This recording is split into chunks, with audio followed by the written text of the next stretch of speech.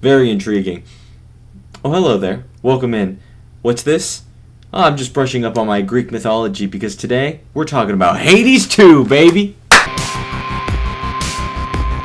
Now, for those who have never played the Hades franchise, you will find a game brimming with beauty, okay? There is so much content. There are so many Greek mythology characters, thousands and thousands of hours of gameplay, along with genuinely hundreds of thousands of unique dialogues like you have never seen before.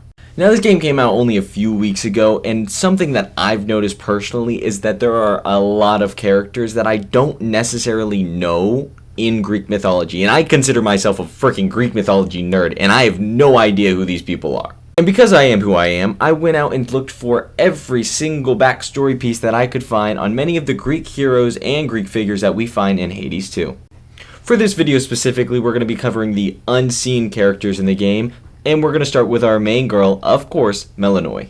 Now, Melinoe is a badass, okay? She is the daughter of Hades and Persephone, and of course, the sister of our main boy Zagreus from Hades 1. And when it comes to typical Greek stories, this actually differs quite heavily because she's not the daughter of Hades, which is kind of important for Hades 2. In typical Greek mythology, she's the daughter of Zeus and Persephone. Now, being the daughter of Zeus and Persephone, she's typically depicted as this, where you can see she's got, a black side and a white side. That's because it shows her heavenly nature through being the daughter of Zeus, and her, more dark, bad nature of being the daughter of Persephone, which is pretty cool. Now, typically, Melinoe is not seen as this bad kick-ass who's, so cool and so fun and polyamorous with everybody. But typically, she's seen as this terrifying being with a trail of ghosts behind her at literally every moment, inspiring fear of the hearts of mortals. Now, this ghost train is actually seen throughout Hades 2. Whenever you enter the Crossroads, you can see those. You see that? Those little guys following behind you. It's kind of cute. But in the more typical depictions, it's not nearly as cute. This now brings us to our next character of Hecate. Now, Hecate is actually a titan, which is a big deal because a lot of those guys went out the window after the whole killing all the titans thing. However, after that whole debacle, Zeus actually let her keep her powers, and she has dominion over a couple of things. Now, one of the biggest things that Hecate has dominion over, especially in this game, is witchcraft. This is seen in every part of her being. I mean, look at her design. Look at the people she surrounds herself with. It's just so cool looking. One of the biggest traditional Greek stories that involves Hecate explains why Mel has any sort of interaction with her in general. This story, of course, is the time that Persephone was kidnapped by Hades, but in a chill way that we're all cool with because they're in love or whatever. Hecate was actually the person that helped Demeter try and find her. Hecate used her flaming torches that we see in many depictions of her as well as in-game, and used it so that she was able to guide Demeter through the darkness to find Persephone. Once finally finding Persephone, the two of them became close friends, acting as a minister of many of her ordeals. Speaking of pivotal characters in the House of Hades, how could we possibly forget of Nyx? Nyx is how I would describe pretty much the coolest shit ever, as she is the personification of night itself. Not only is Nyx the personification of night, but she also gave birth to multiple of the most important things in human nature. Stick with me now, because she's not only the mother of the boatman that brings everybody to the underworld, which is pretty pivotal, especially when you are in the game of Hades, but she's also the mother of literally fate, death, sleep, retribution, strife, and doom. I don't think it's physically possible to become more baller than being the mother of...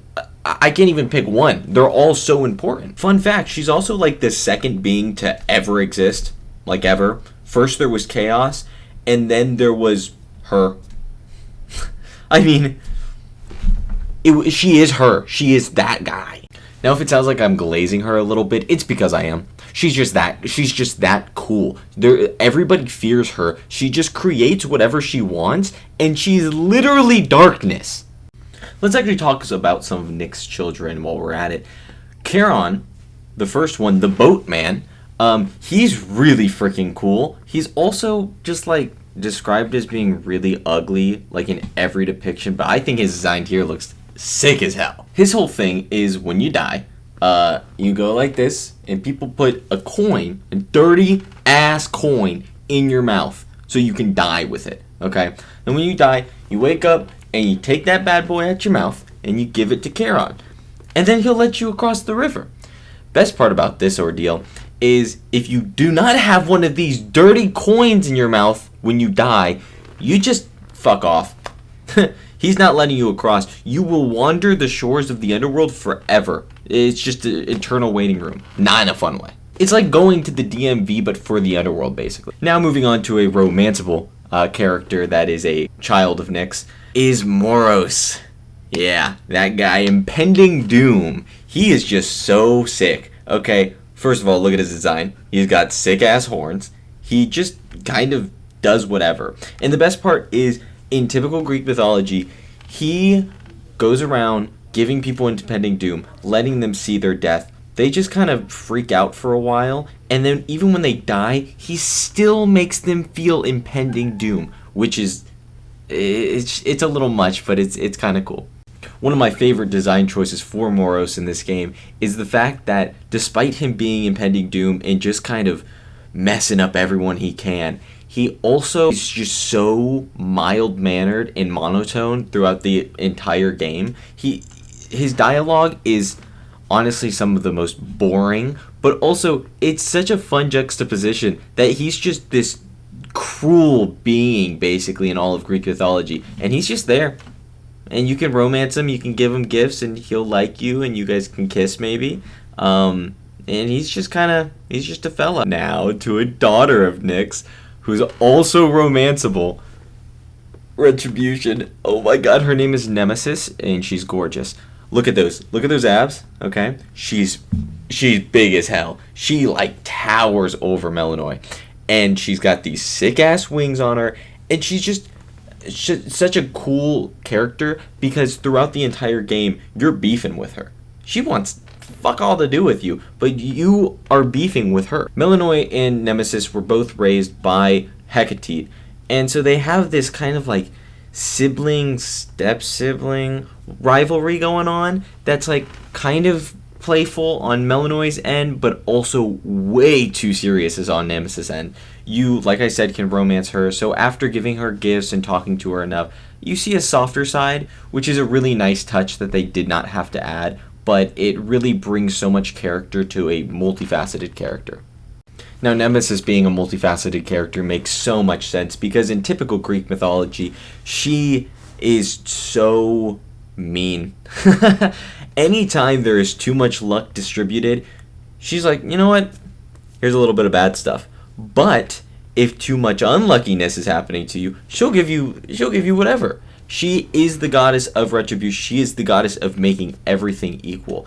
And that really shows through in her character design as well as the personality that they give her in game. Now moving back to one of the bigger characters, we're going to talk about the Moon Titan Selene. The Moon Titan Selene is a major part of this game, okay, because she gives a lot of powers to not only Hecate but Melinoe, and a big part of it to Artemis as well. Selene is a very interesting character because, again, as I mentioned, she is a Titan, which, again, the whole killing all Titans thing didn't apply to her because she's the moon. She's also the sister of the god of the sun, which, again, he's the god of the sun. She's the Titan, but he's a god. Makes very little sense, but that's kind of cool, I guess.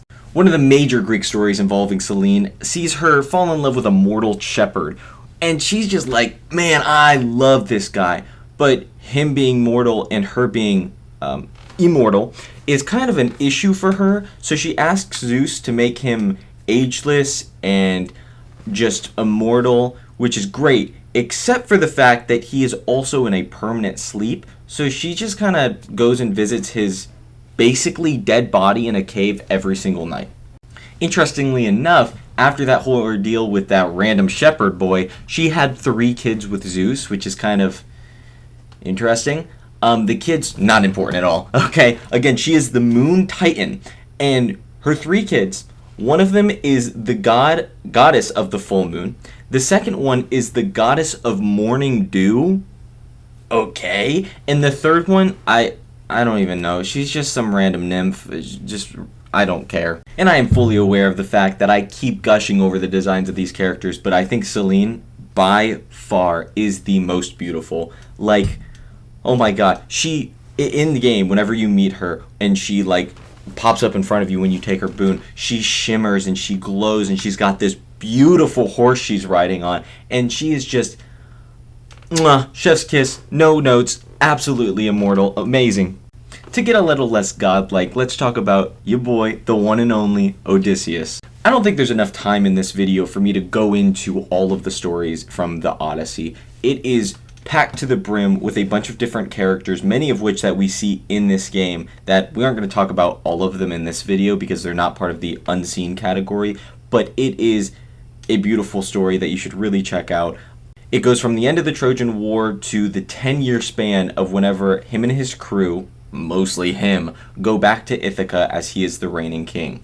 Odysseus is a very complex character as he throws away the lives of many of his crewmates. However, in the pursuit of getting back to his wife, who he is the example of the biggest lover boy you can ever possibly think of, as he throws away everything, even his morality, in hopes of getting back to his wife and son. However, one thing I found kind of interesting is the fact that he's trapped in the Crossroads, which is a little bit disappointing. You see, in the story of the Odyssey, he is taking everything to get back to his wife and son, yet in the afterlife, they're nowhere to be seen. He does not get to spend eternity with them, which is a little bit heartbreaking, but he's necessary for the entire story of Hades 2 to get along a bit. Although, as I mentioned, many of the characters cannot be talked about as they're not part of the unseen category of this game. One of them is, and that, of course, is Circe. Circe's an interesting case as she's a goddess of sorcery, and whenever Odysseus comes across her in the Odyssey, she turns, like, a lot of his men into pigs, until he eventually gets some help from Hermes so that she'll revert some of them back. But there's like a big part about this. Remember how I was talking about how Odysseus loves his wife? Like, his whole point of being is who can get back to his wife and son. Well,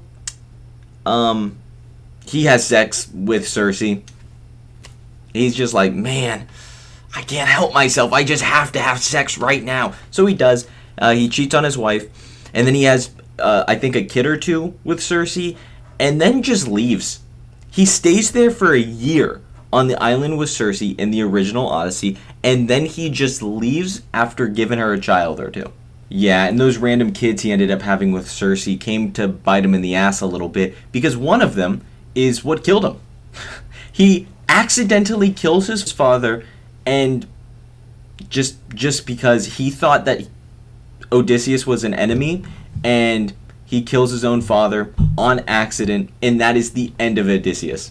Pretty funny death when you think about it, considering he was kind of a deadbeat dad. He had kids and then he just fucked off to his other wife, and then he got killed by that son. But other than that story, Circe has very little to do in Greek mythology, so the game was able to have a lot of creative liberties. Her design, her personality, she's a very motherly, protective figure in game, which makes sense because she protects all of the nymphs of the island. So overall, pretty cool character. Speaking about another magic-based character, we're going to talk about Medea.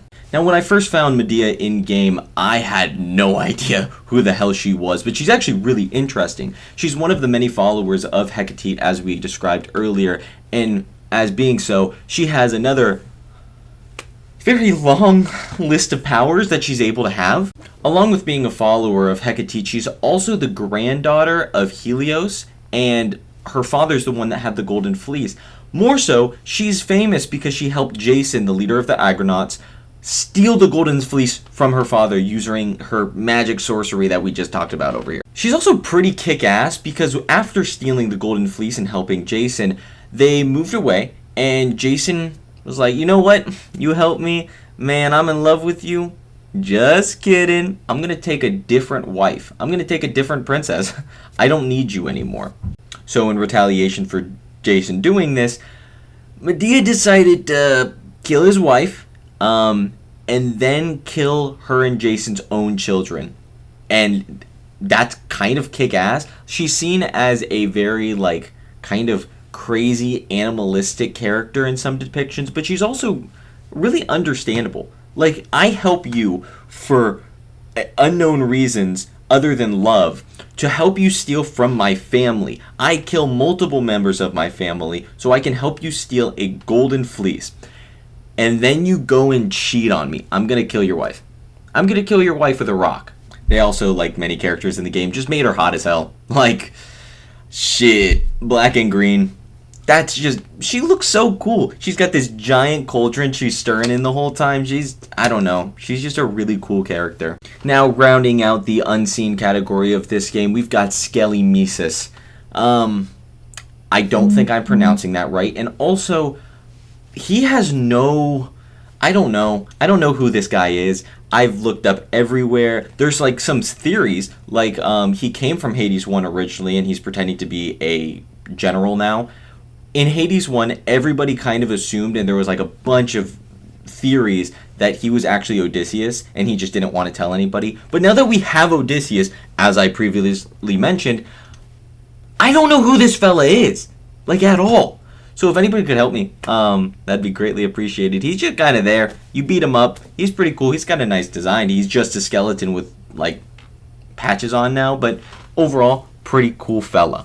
And finally, someone who you might think might be in the same category, we have Dora. If you haven't played Hades 2 yet, you have no clue who Dora is. She simply just has the same name as the little girl who taught me Spanish growing up. Despite not knowing her past in-game at first, she is very pivotal because she's not just some ghost named Dora. She is Pandora. Like, you know, the one with the box? Little fun fact here, Pandora's box is a mistranslation. It was actually Pandora's jar.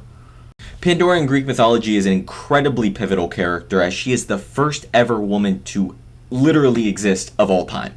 After Prometheus gave the fire back to the humans from Zeus, it was, you know, kind of a bad thing. Zeus wasn't very happy about it. He was chained up for eternity, having his liver eaten out by a hawk every single day, which is a little bit brutal, but, you know, whatever. While Zeus did give Prometheus this punishment, he didn't think that was enough. No, he couldn't just punish him. He needed to punish the human beings. And what did he do to punish us?